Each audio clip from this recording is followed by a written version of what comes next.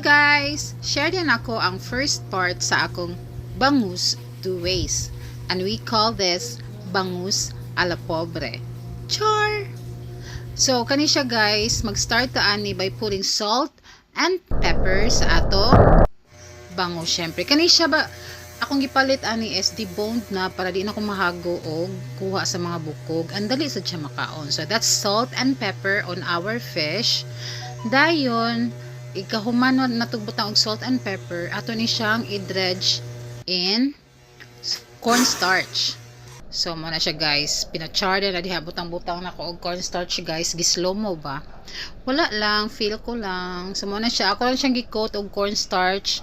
Wala lang ako gilayeran og flavor ang cornstarch kay naa man ni siya i-sauce. So imo na siya i-cover completely ang bangus. Para ni siya guys, dili magpisik-pisik, inig luto